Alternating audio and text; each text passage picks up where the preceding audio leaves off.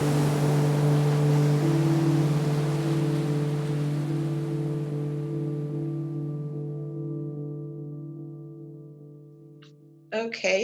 well, I'm quite pleased to be a part of this history making, really. As I said, I'm really quite interested in the next generation and them knowing that a lot of people came from different parts of the world, really, and to actually help to make Britain what it is today. So my name is Barbara Paulette, and I traveled from Jamaica in 1970, and I traveled to Newport in South Wales. I now live in Cardiff and have lived in Cardiff for a number of years. In those days, I was a child. In fact, I was 15 years old, so I was joining my parents in Newport, and they had been in Newport for many years. Yeah, and actually, unfortunately, my father died a few years ago, but my mother and other siblings are still in Newport. And I also have family further afield in the UK, yeah. Okay, so arriving in Heathrow back in those days, it really was quite strange. You can imagine for a 15-year-old, massive cultural shock. Everything seems so grey. Yeah, I have to can say, imagine. everything seems so grey. And I think thinking back, one of the things that stuck out in my mind, like I guess for a lot of people, was chimneys. I remember coming to Newport, and chimneys were coming out of the house top, so to speak. So it was really quite strange. But I remember it being very grey and fairly cold at that time, because you can imagine coming from a very hot place to a kind of totally different place. Yeah, all sorts of anxieties and stuff that would go through people's minds, that went through my mind. Well, in terms of food in Wales, it was quite difficult. It still is, to a certain extent. It was only the odd one or two shops that would stock our traditional Jamaican food. And even to right now in Cardiff, it's only a few shops that actually do that. And but it has improved quite a bit, because we're talking about in the 1970s, and from that perspective, things have moved on a little bit. So I started nursing in the 70s, and as I said, I came over from Jamaica in the 70s. I went to Hartridge High School for a few years, and I applied to do my nursing in the Royal Gwent Hospital.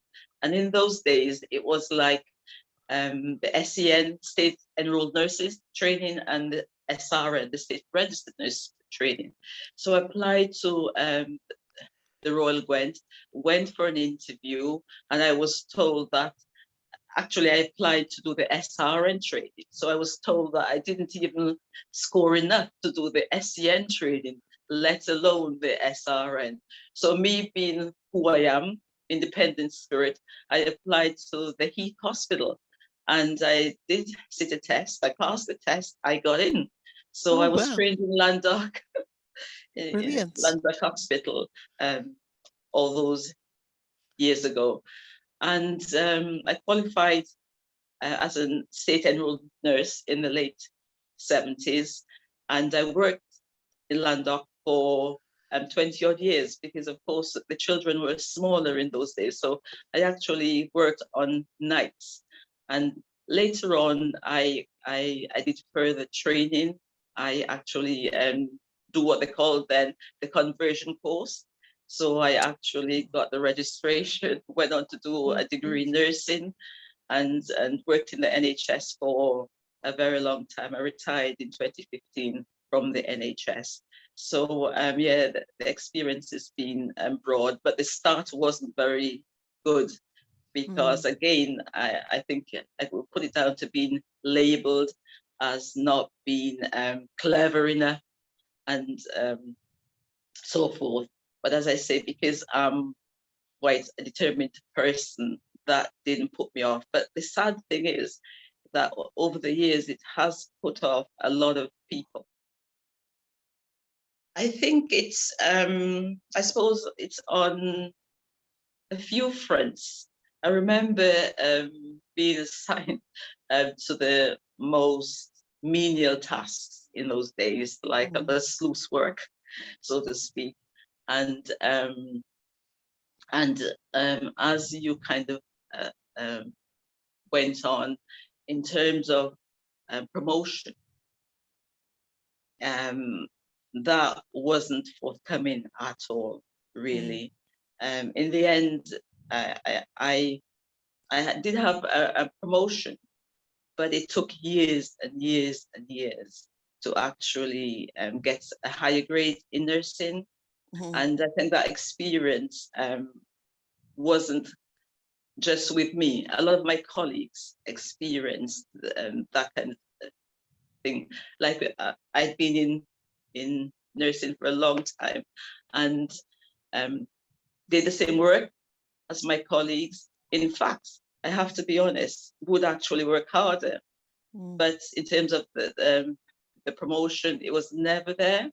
Or the recognition. And the recognition wasn't there. It was almost like you weren't good enough. And you would see people who had been in nursing less time than me, for example, who would seemingly been promoted. Yeah. So how did that make you feel? Well, it's not a good feeling. It really isn't a good feeling. Yeah. It gives you this kind of second-hand citizen feeling, as if you really are not good enough. And I was good enough. I am good enough. I recall being in charge of a large ward of patients in my second year of training. And so that's how competent I was. Even recently, because I'm still sort of semi-retired, very recently I'm talking about, I had a negative experience. And I remember actually saying to the person respectfully, I can't help being a Black person any more than you can help being a white person. So let's not, be personal. So, I mean, I started nursing in the 70s and 2021, we're still having that. So you can do the maths. You know what I mean? Anyone hearing this can do the maths. So it's still happening. Yeah, I think my mum very much enjoyed her job as a nurse, and that became evident. My mum's a very caring person and likes to care for people and ensure that they have the right treatment that they need. And never sort of grumbling or complaining about the role itself, because it was the bread and butter of what she likes to do. It's her personality. And I recall more when she moved into the community and started to work in the sickle cell centre. And once again, my mum's always wanting to ensure that people, the rights they have, they're able to exercise and they're able to have their voices heard. Because I suppose working with sickle cell and thalassemia, if we go towards the latter years, you once again have people of ethnic backgrounds more so that are trying to access those services. And within her ability to do so, because of course she worked with the NHS, and so that was her primary, that was her employer, trying to ensure that once again the people she cared for were given the treatment, the medications, the whatever they required, what they needed. So I think it just complemented my mum's personality as a person, her nursing, and that shined through. Those are my memories of her, really. Yeah. How important is your culture to you, and how do you celebrate it? Our culture is really, really important to us, and how we kind of support each other, whether it's the church, we have that support there, that spiritual guidance, and we have, as Georgiana mentioned earlier on, back in the earlier days when, like, my parents couldn't have a choice of places to live because only few Black people had homes. And so they had to like take it in turns, where people working shifts and so forth would come in, and so one lot would be sleeping, one lot would be out of work because they didn't have the choice of places to work. So that spirit, that unbreakable spirit between us, because of our experiences, Yeah. made us so much stronger. And we have to be strong for each other. And so our community is really supportive. We do get strength from each other, and be able to carry on, really, I suppose. They paid their fare to come. They helped to fight the war, and so defeated Hitler. And yet they came and to the mother country, and they were greeted with no blacks, no dogs, no Irish and stuff. I mean, I can only, I can't even really imagine the pain that our poor parents went through. Yeah. And we're going through today, which is even sadder, as I said, 3 or 4 generations ago. And that definitely needs to change, at least for our next generation. Everyone has a history. And we have a history as Black people and minority people. It's been a rough history, a very painful history, really, in many respects. But just acknowledging, for me, and recognizing what those people who have gone before me and have paved the way for me and for my children and for all of us, really.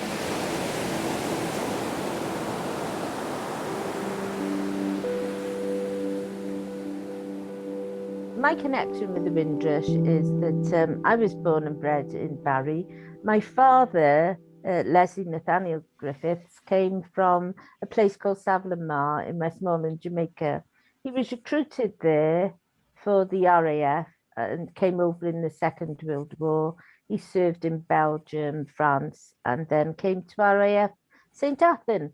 And then he met my mum, who was in the ATS here, and he was demobbed back to Jamaica after the war, after his service ended, but he came back to Wales on the Windrush. He came home and they married, and they had 3 girls, my 2 sisters and I, Beverly, Leslie and Angela, and settled in Barry.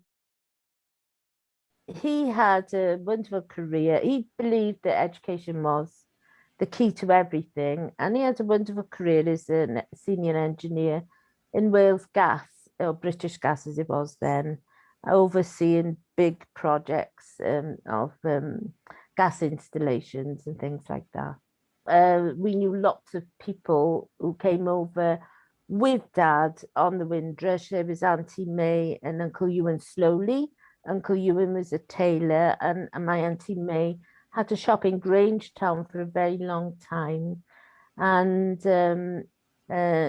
Chalky White, Vivian White, who did a lot of work with the youth in down the bay, and there's a room named after him in the community centre down there. He was a great friend of my dad's, and they worked together to further their education when they first came here.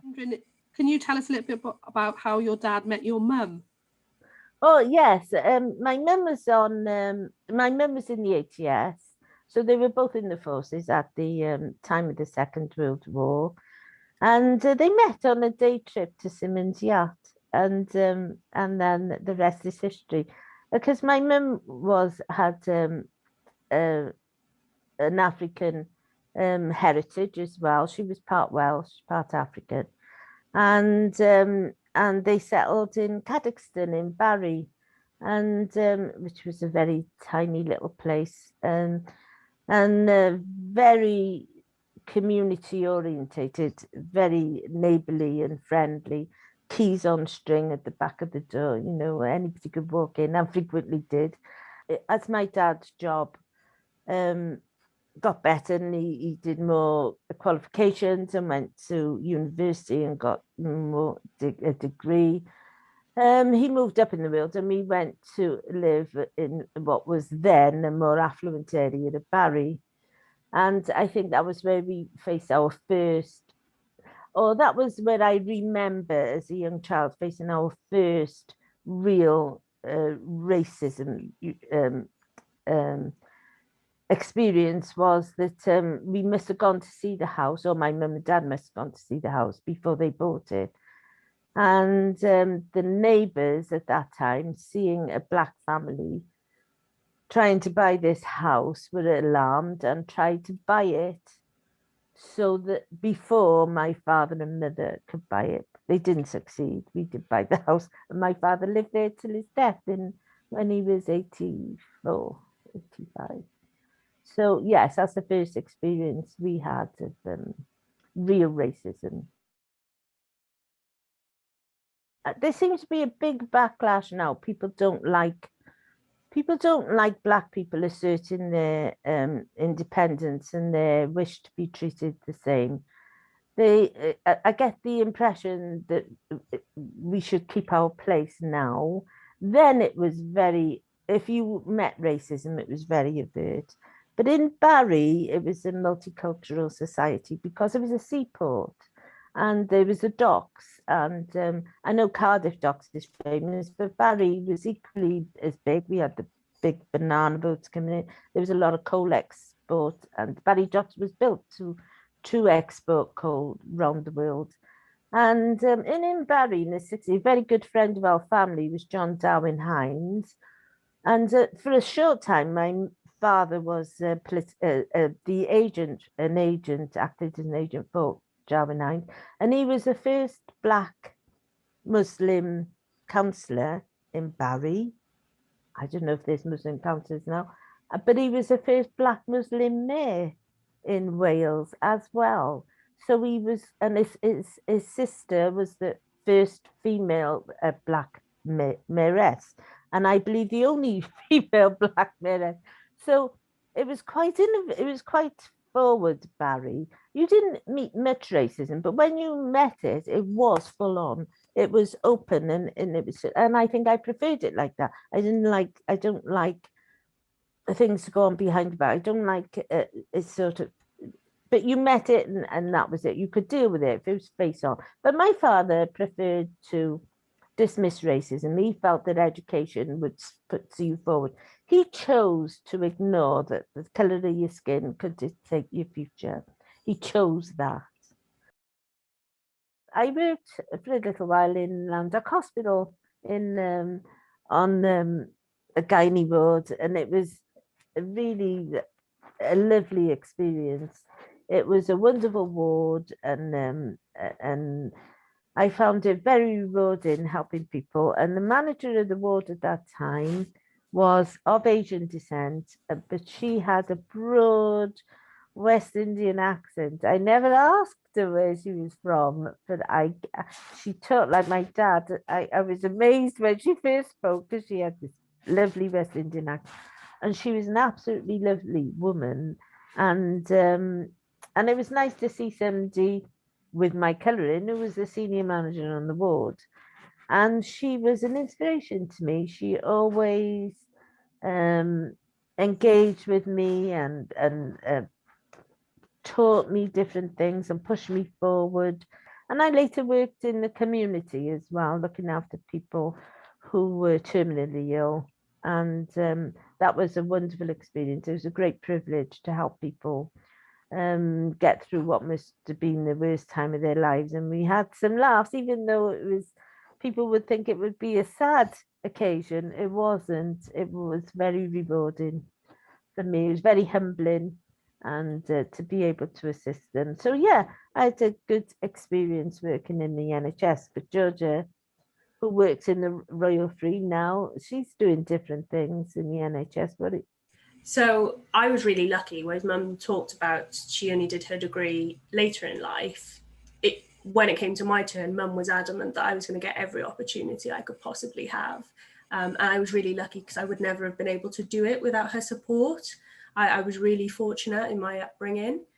And then I've worked in the NHS for a number of years now. It's great. It's it has its upsides and it has its downsides, as you can imagine. There's, in the NHS in Wales, it's a real, everybody knows everybody. NHS in Wales is very much a family. It's, I was on the NHS graduate management scheme. So we had colleagues in every organisation, and I was really fortunate to get to know all the different health boards, the Welsh Ambulance Service, Velindre, and spend time with different people there who are doing really incredible things. I think, as similar to the NHS in England, there's an issue of senior management being Black, Asian, or different minority ethnicity that Wales needs to start looking at. And how do we diversify recruitment, or maybe not fit that NHS mold? Because I definitely don't, I definitely don't. But some of the great stuff that we did, some of the great things that I was able to do when I was with the ambulance service, we went to a community event in Butetown. I think it's Butetown. Yeah. It's not Butetown Community Centre. It was the Pavilion, I believe. And we went to a community event where they were having, I think it was during Eid. So we got to meet the different people, different groups of people. And I think that's really important to learn about the people you are serving. And if people from different communities aren't working in your organisation, how can you make sure you're serving them in the way they need to be served? So that was a really great experience for the patient. It was the patient experience team in the ambulance service who did that. They were really great. And the ambulance service started thinking more about strategy, trying to get racial equity, and they worked with Uzo Iwobi to start thinking about that. And we know, and it was in the Welsh Government policy that went out in March 2021, that Black, Asian, minority ethnic people are overrepresented in the lower grade groups. And this is why they in the pandemic were put in positions without equipment, without PPE. And they were, I don't want to use the word left for slaughter, but they were put in those positions, and they weren't in the senior decision-making forums because they were out cleaning wards or being porters and serving patients. They were left in vulnerable positions. They were left in vulnerable positions. And I think that had a really huge impact on us, Mum, when we were talking about that, about how, again, people who look like us could be in that situation. I think that's something we always think about. It could be us.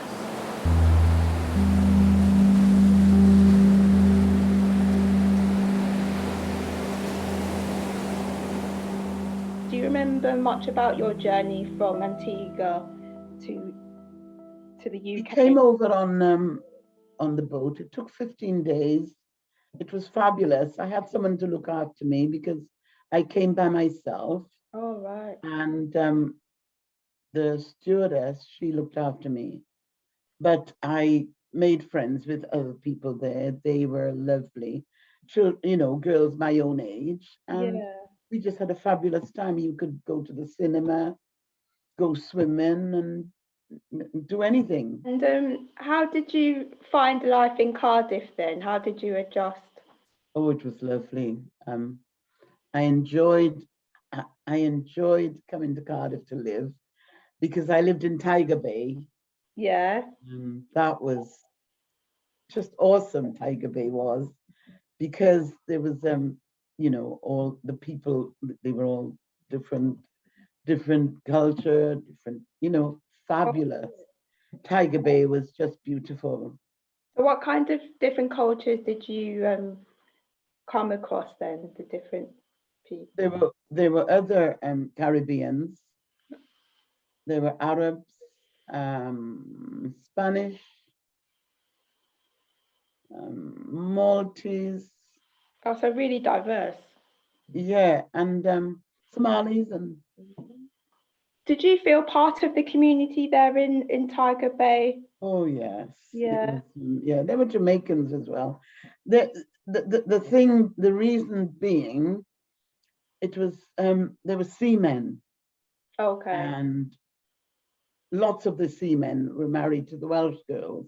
Right. So we had a beautiful community down in Tiger Bay. I lived in South Church Street. When I first came, and I was playing around, you know, playing in going to the park, and then someone said, "Come to the Rainbow Club." So I went to the Rainbow Club. And they did all sorts of things there. The managers were Margaret and Malcolm Caitner, and they ran the Rainbow Club, and they did all sorts of things, painting, acting, cooking. Nice. And they took us to the theatre to see Shirley Bassey, and they took us all over the place. So when we joined the Rainbow Club, you know, there was it was just fabulous. And I took this little girl with me. She lived 2 doors away from me. And I saw her one day, and I said, "What's your name?" And she said, "Marcia." I said, "Would you like to come to the Rainbow Club with me? Go and ask your mum if you can come to the Rainbow Club with me." So she went in, and I stood by the door, and her mum said, "Come on in." And I told them who I was and where I lived. And I said, "Could Marcia come to the Rainbow Club?" And she said, "Yes." So you see, they didn't know me, but it was okay because, you know, it was great. She came to the Rainbow Club with me, and next thing we know, the royal family was coming to Cardiff, and the managers told us 3 little girls, that's me, Elaine and Marcia, that we dress in the Welsh costume. I said, "Black Welsh?" Because the thing is, I was surprised that she asked the 3 of us, you know, to dress in Welsh costume. And I look after she said, Roma, you can look after the 2 little girls, and they can wave their flags to the royal family. So I said, okay. And then, what happened? We didn't know, but the man took the photographs. We were just, you know, I mean, 15, 8, and 6. And the man took the photographs, and on the Sunday, they were in the news of the world. And that photograph has gone all over the place. And Charlotte Williams, she's a professor now, and she's doing schools, teaching Black history in schools. Yes. She wrote a book, it's called A Tolerant Nation. She put the photograph of me and the 2 little girls on the front page. And then that went viral. It went all over the place. Okay, at the age of 19, I had a brain hemorrhage. And so I was completely paralyzed on the left side. I was rushed to hospital, and they did an operation and clipped the bleed and everything. So I was in a rehabilitation hospital then for about 4 months or so, whilst learning to you know, use my left side again and everything. And the experience I had was absolutely wonderful. I mean, the only one thing I can say which could have improved the situation was maybe having more Caribbean food, because I was there for so long. You know, however, my auntie, my father's sister, would bring me in food every couple of days, you know, proper Caribbean food. So that wasn't too bad. But other experiences, just absolutely wonderful, wonderful, wonderful, wonderful. And then I've had 3 sons now through the NHS, and each time has been great, no problems. They've been really great. And also I had a stroke 2 years ago. Oh, wow. And was back in hospital for a week or so. Luckily it didn't affect speech or physical or anything like that. I was just more tired than usual. You know, and I do suffer from a long-term disability now due to all of that. And, you know, my doctor's surgery, I love them all. The doctors and the nurses I see there, they are just absolutely fantastic.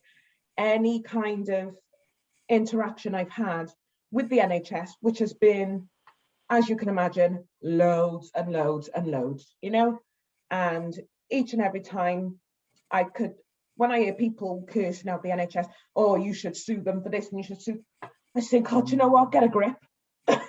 You know, this, if it weren't for the NHS, the amount of people who would die, you know. I think people forget. They do. Forget what it was like before the NHS. Absolutely. Other countries' experiences of healthcare and how lucky we are to have it. You know, absolutely. Go on, an Iron Bevan, a Welshman, a Welshman. Yeah.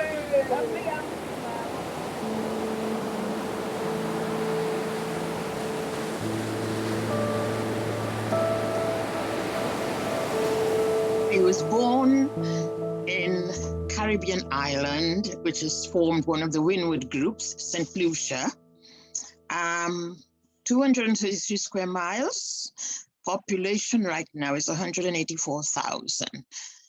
So I had 6 other brothers and sisters.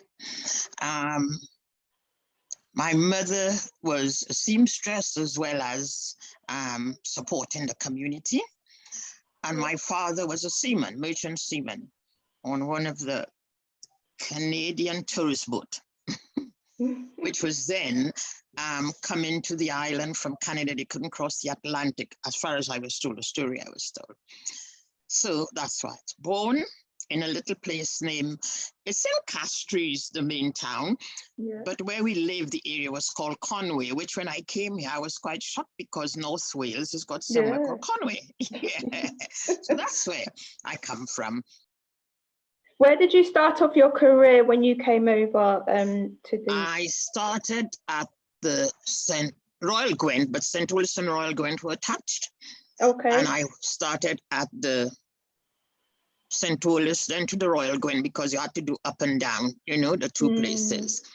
Then after nursing, I had this burden. I thought, I don't want to practice nursing. I'd like to go into midwifery. Right. So I applied after a year, and then I got into midwifery. But you had the 2 parts then.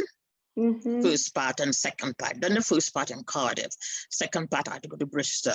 Now you do everything via the university, you know, the whole midwifery career is why, so you have to do it in a year.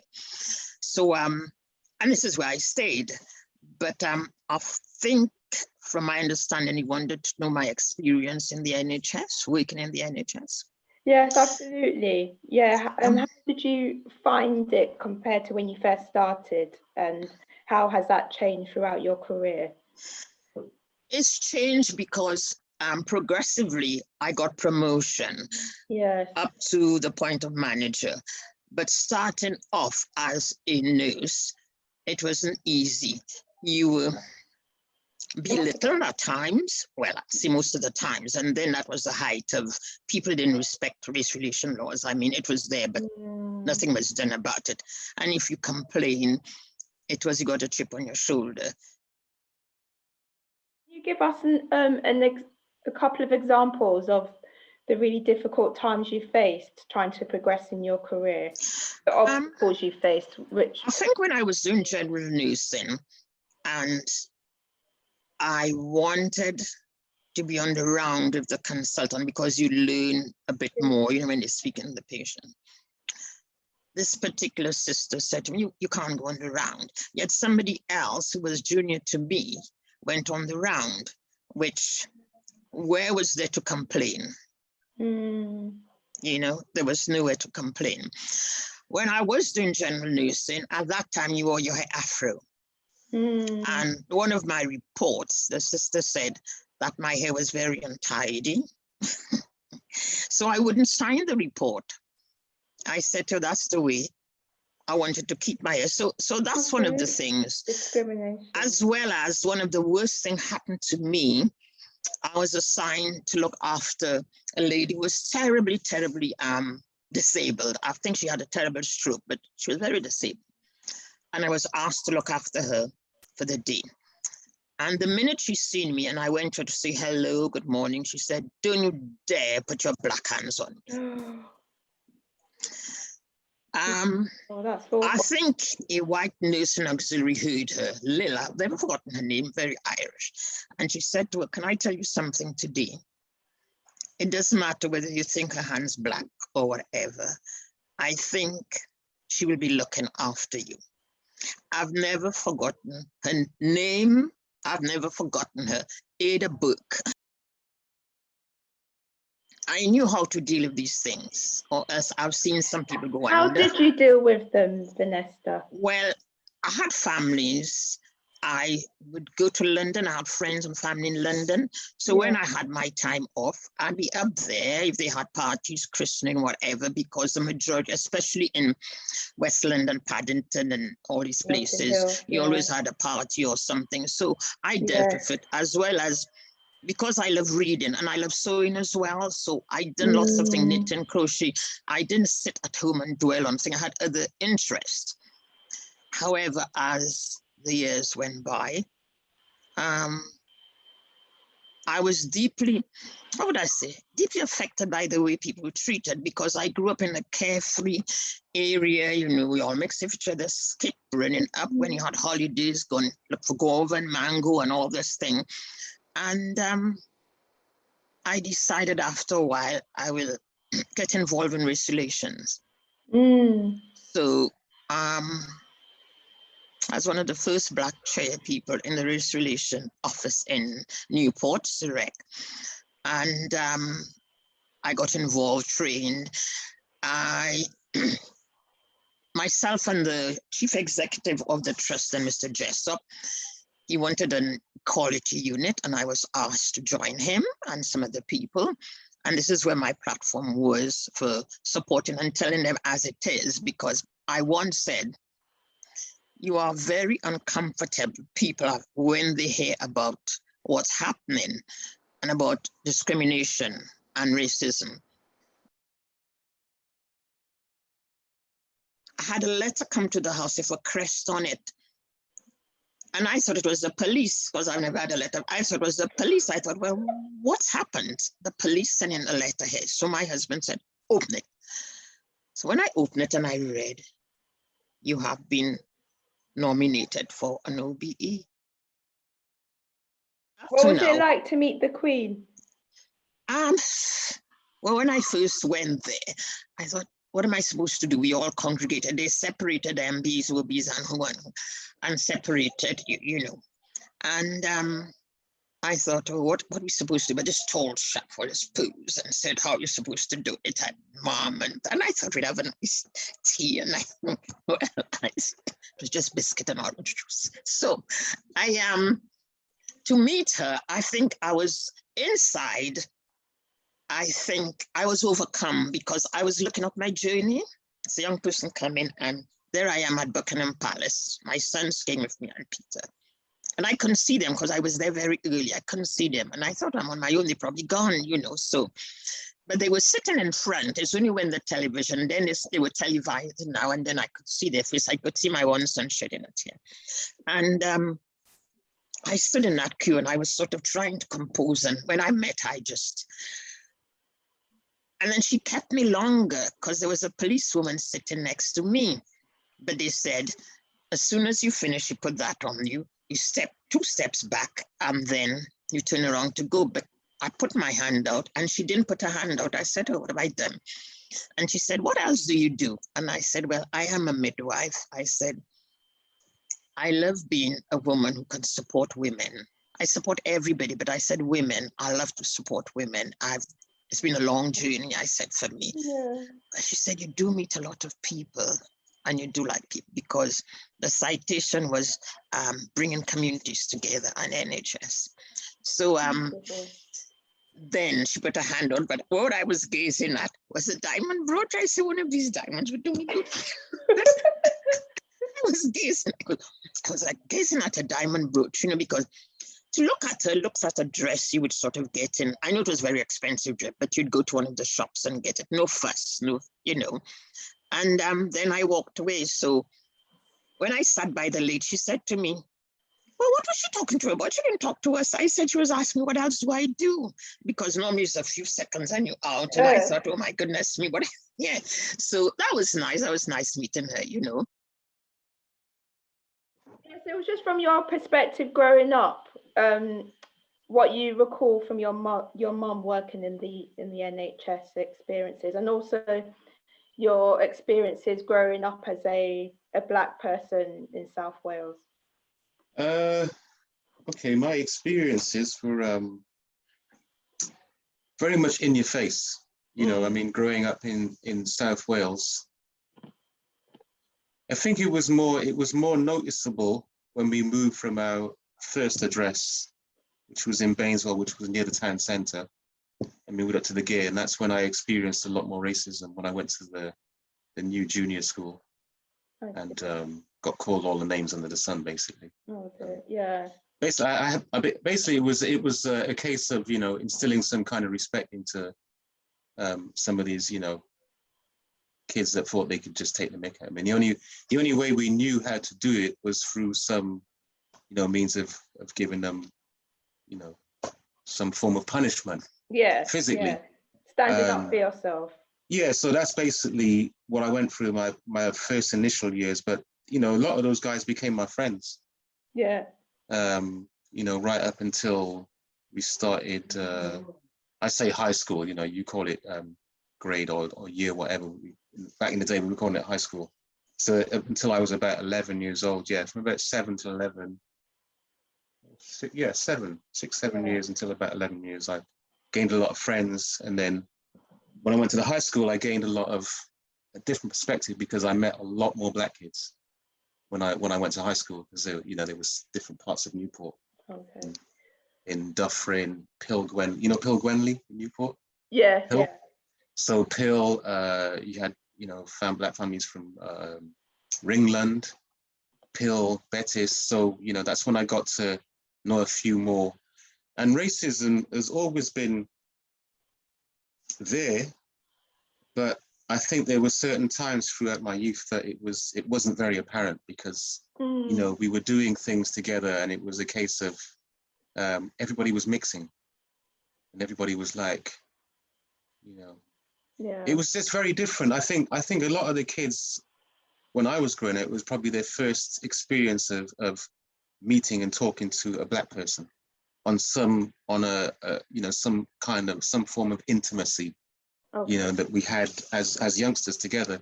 So yeah, kind of. But I think, you know, my mum experience and what I witnessed from my mum is that every time she came home from work, she was always back on the phone discussing issues that happened at work with her friends. Yeah. And that's when I would hear her talking. I would be really surprised because, you know, I thought that the older people had more, but my dad experienced the same thing as well. He came here as a qualified printer.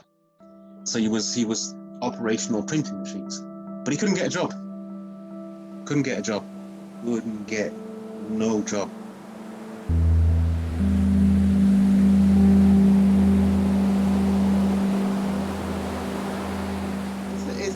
It's the pleasure actually to talk about, you know, my life in the NHS, because I spent a long time in the NHS, nearly half of my life, in actual fact. So yes, I mean, I was born in Jamaica, in the parish of St. Elizabeth, in a little village called Borewood. Now, the only thing I think famous about Borewood is that it kind of sat next to Appleton Estate, which, as many people will know, Appleton Jamaican rum and Appleton Estate is like world famous produce. And my father and my grandfather and a lot of the men in my family, an extended family, and in the local area, all worked for the Appleton Estate. So they were major employers for people in the village where I was born. I came to the United Kingdom, coming to Newport here in Wales, in 1965. I was 11, about to turn 12. And yes, and previous to that, my father, along with a lot of his contemporaries, came to the United Kingdom as a call, I think, from King and Country at that time to come and help and rebuild the NHS, you know, rebuild the country after the Second World War, back from 1948. My father came in 1962, We were with our mother whilst he came to live in England. He came and he spent time with our uncle in Birmingham. That was where he first came. And then he moved up to Bradford in Yorkshire, and then he moved to Wales. And then our mother came a year or so after, and she came to live in Newport. And that meant leaving us, all of their children, with grandparents back in Jamaica. I traveled by myself. It was in November. It was very cold, as you can imagine, having left Jamaica with 28 to 32 degrees. And then I came to England. I was cold. It was like foggy. I remember the morning my parents came to meet me. They met me down one of the London airports. I don't know now whether it was Heathrow or Gatwick, but I do remember it being very foggy, very misty, and really quite damp and cold. And my mom came, and I remember her bringing some grapes, which grapes was a fruit I wasn't familiar with that much in Jamaica, because we're not really known for wine production. So yes, it was an odd experience. It was a Thursday morning when I came. I mean, I remember it vividly as if like it was yesterday. I'm not sure what's happening, like as I'm getting older, these memories are getting more and more vivid and vibrant, you know. But yes, and then we drove from London and came to Newport. They were living in the Peel area in Newport at the time. And I think that's like over the years, it's been a kind of common area for immigrants when they come into the city. Well, it was a town then, a city now. I mean, obviously, when I came, I spoke with a very strong Jamaican vernacular, as you can imagine. I was born in the country, brought up in the country. I wasn't we were one of the, you know, highly educated Jamaicans. We went to school, so, but our way of speaking was like everyday country Jamaica. So I had a very strong Jamaican accent that was teased to the hilt, you know, those first few weeks in school. Yeah, it ended with me having lots of entanglement, arguments, and kind of scuffles with people in the school playground. Do you think your experience was different to, you know, those of your colleagues? And if so, in what way? I think obviously, I think my experience was different as a Black female working in the NHS to those maybe of my colleagues who were white. But overall, I spent 28 years as a mental health professional in different guises, I have to say, from student nurse right up to managing services specifically for African, Caribbean, and Asian people in Birmingham. During the time when I did the nurse training, there was always this two-tier for nurse training. There was always then the registered nurse training, which was a state registered training, SRNs, or registered mental health nurses, I did. Or there was the enrolled nurse training as well, which you could either do that in general nursing, mental health nursing, learning disability nursing, different aspects of nursing. But there was this two-tier.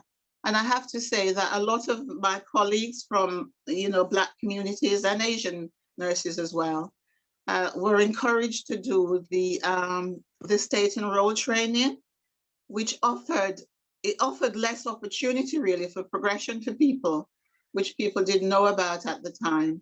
Because of course you had to have a certain academic ability to have been offered the registered nurse training. That was the way I think people were geared down certain roads for nursing, and a lot of people just weren't treated fairly because of that, and it meant that a lot of Black nurses weren't able to gain promotion, you know, to lead teams or even become, you know, service leaders or anything like that. But I mean, that hasn't changed much over the years. That didn't change much really. The ratio of people, of nurses from Black community, Black and Asian communities in leadership position remains woefully inadequate. My first management post, I'll say this. I mean, you know, I was like a staff nurse for a number of years. and I was applying for like nurse manager's post, and a number of people that around me, my colleagues, that I knew my work was better than theirs, you know, not being over modest. I just knew that I was a better nurse and potentially a better manager. But I kept going for interviews and I wasn't being appointed. And, you know, I felt I wasn't given an adequate reason as to why that was. So I don't know what got into me one day, Patience, but I thought I needed to go and see the nursing officer, you know, the kind of head, the nursing director. And so I fixed an appointment with him and I went to see him and I just said to him, what is it that I have to do to be able to get a management position in this hospital? Because all the people that I'm seeing around me that are getting these posts, I know that I'm better than them. And that was it. And so I applied for the next post and I had it. So, you know, whether that was a coincidence or whatever was going on, but that was how that came about.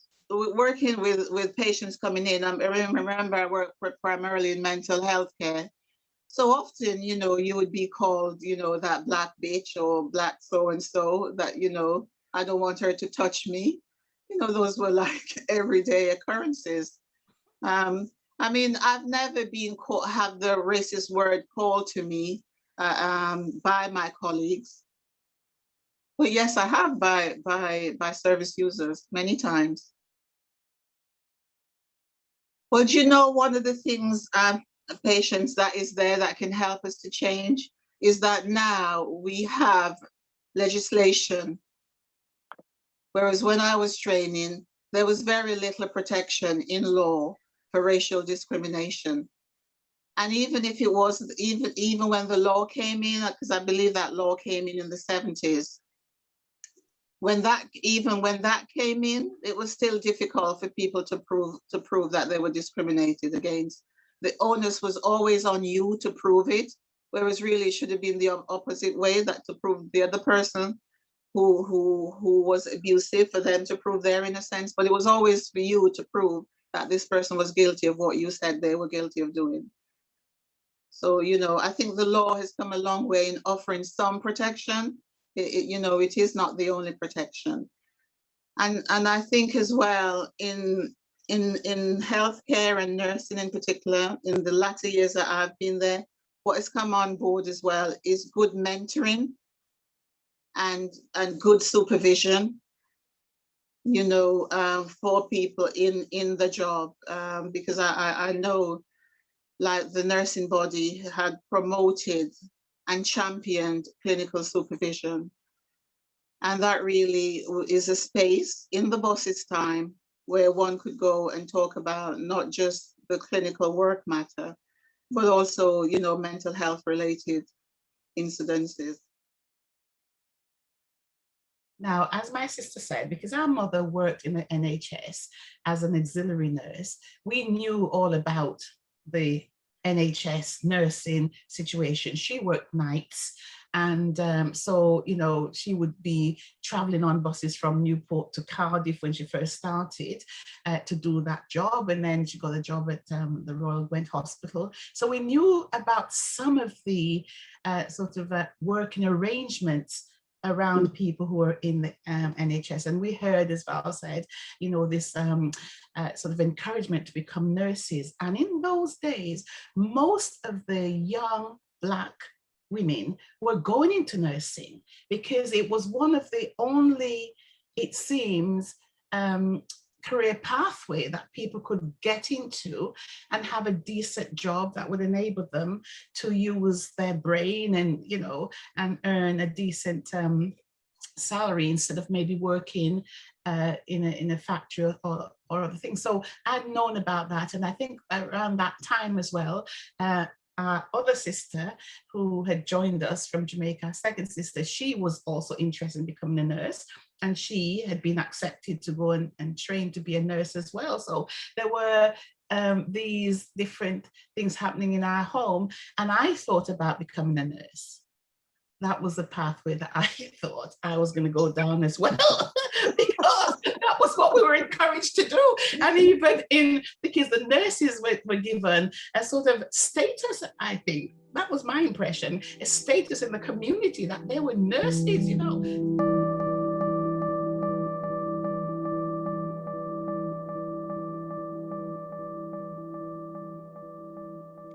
Well, you know, the NHS is an institution. It's an everyday institution. It's part of our everyday lives for all of us, regardless of racial background, regardless of wealth as well. You know, and I certainly have firsthand experience of working in the NHS. Most of that experience for me has been a positive one. You know, my nursing career took me to the other side of the world where I was able to work and enjoy and mix with people from different cultures. You know, it was a good life for me. But that, I believe, only came about because I had the courage to speak out. And so for myself and speak up for myself. And so I was able to gain a reasonable position, you know, in my career, and which enabled me to be able to retire from the NHS with a reasonable, you know, lifestyle. For other people, that hasn't been the case.